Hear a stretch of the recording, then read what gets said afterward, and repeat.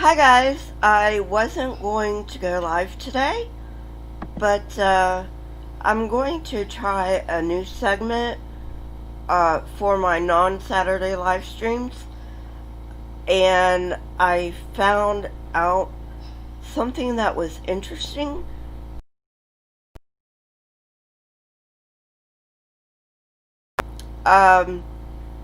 Today I'm going to be introducing a segment, Today in History. So, for Today in History, the first Today in History, I have decided to go with October 26th, 1984. Infant receives baboon heart. At Loma Linda University Medical Center in Loma Linda, California, Dr. Leonard L. Bailey performs the first baboon to human heart transplant, replacing a 14-day-old infant girl's defective heart with the healthy, walnut-sized heart of a young baboon. The infant, known as Baby Faye, was born with hypoplastic left heart syndrome, a deformity that is almost fatal and is found in newborns in which parts or all of the left side of the heart is missing. A few days after Baby Faye's birth, Loma Linda heart surgeon Dr. Bailey convinced Baby Faye's mother to allow him to try the experimental baboon heart transplant. 3 other humans had received animal heart transplants, the last in 1977, but none survived longer than 3.5 days. Bailey argued that an infant with an underdeveloped immune system would be less likely to reject alien tissue than an adult. Baby Faye survived the operation, and her subsequent struggle for life received international attention. After living longer than any other human recipient of an animal heart, Baby Faye's body made a concerted effort to reject the alien transplant. Doctors were forced to increase dosages of an immunosuppressive drug, leading to kidney failure. Ultimately, doctors were defeated by the swift onset of heart failure, and on November 15th, Baby Faye died after holding on for 20 days.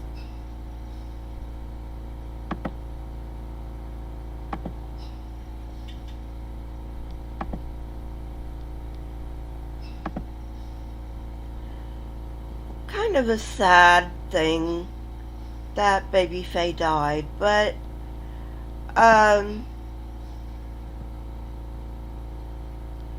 she would have died sooner had not the doctors tried the baboon heart transplant. And I think it's pretty neat that they would try that kind of thing. So I'm going to start doing that this day in history with all of my live streams, including my Saturday live stream. My Saturday live stream will also include my comment of the week, so if you want to be in running for comment of the week, please comment on one of my edited videos. That is how you get into the running for the comment of the week. Now, going on to the topic for today's live stream. Proverbs 1, making fun of the Bible. And like I said, this is when I let my hair down. I have a little fun. The Proverbs of Solomon, son of David, king of Israel, for gaining wisdom and instruction, for understanding words of insight, for receiving instruction in prudent behavior, doing what is right and just and fair, for giving prudence to those who are simple, and knowledge and discretion to the young. Let the wise listen and add to their learning, and let the discerning get guidance for understanding proverbs and parables, the sayings and riddles of the wise. The fear of the Lord is the beginning of knowledge, but fools despise wisdom and instruction. Now, most of the Proverbs were written by Solomon, but I believe some of them were written by other people. Don't quote me on that, but I think they were. Some of them, not all of them. Most of them were written by Solomon. And I am not done with Solomon by a long shot. We still have his let's cut the baby in half to get through, which kind of goes to Proverbs 1. He's trying to say he's dispensing wisdom and knowledge. What kind of wisdom and knowledge does a man who says, hey, let's cut a baby in half to settle the squabbling of women have to seriously, what wisdom does that kind of a guy have to dispense? In my estimation, not a lot. Verse 8. Listen, my son, to your father's instruction, and do not forsake your mother's teaching. They are a garland to grace your head and a chain to adorn your neck. Well, depends on what kind of parents you have. Seriously. If you have bad parents, they're obviously not going to give you good advice.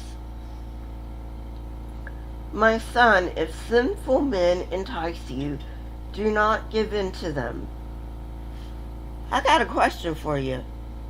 What does he mean by sinful men? You kind of got to clarify that, Solomon.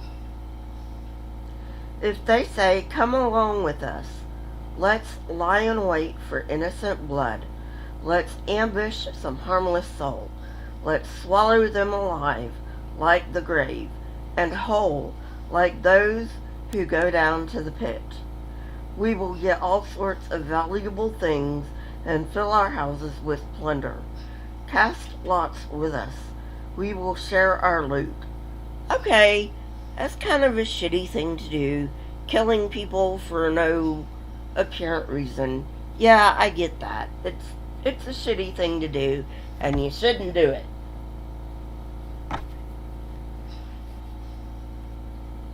My son, do not go along with them. Do not set foot on their paths, for their feet rush into evil. They are swift to shed blood.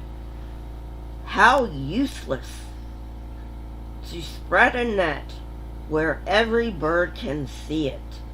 These men lie in wait for their own blood. They ambush only themselves. Such are the paths of all who go after ill-gotten gain.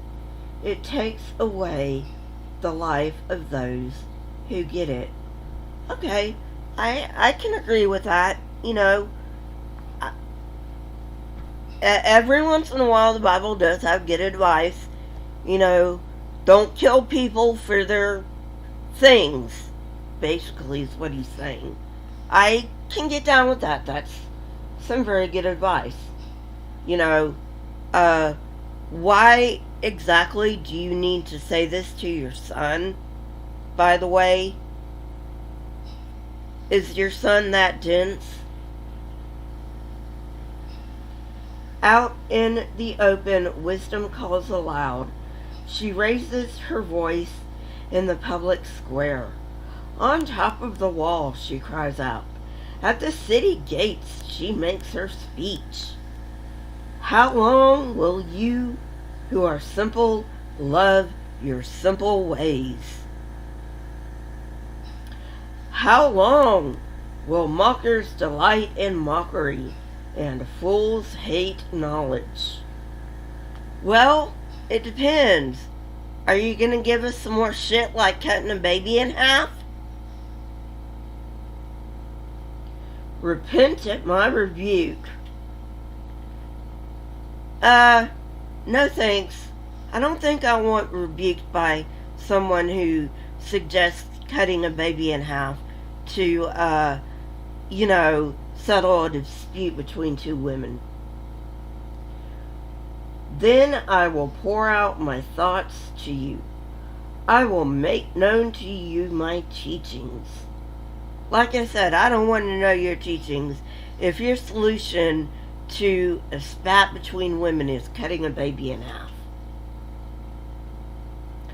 But since you refuse to listen when I call, and no one pays attention when I stretch out my hand, since you disregard all my advice and do not accept my rebuke, I in turn will laugh when disaster strikes you. I will mock when calamity overtakes you. When calamity overtakes you like a storm, when disaster sweeps over you like a whirlwind, when distress and trouble overwhelm you, then they will call to me, but I will not answer. They will look for me, but will not find me, since they hated knowledge and did not choose to fear the Lord. First of all, why should we fear something that doesn't exist? Second of all, I thought God was a God of love. If God's a God of love, why should we fear God to begin with? It doesn't make any sense. Since they hated knowledge and did not choose to fear the Lord. Since they would not accept my advice and spurn my rebuke, they will eat the fruit of their ways and be filled with the fruit of their schemes. Don't we reap what we sow anyway? For the waywardness of the simple will kill them, and the complacency of fools will destroy them. But whoever listens to me will live in safety and be at ease without fear of harm. I highly doubt that, especially with all the bullshit that this book pushes.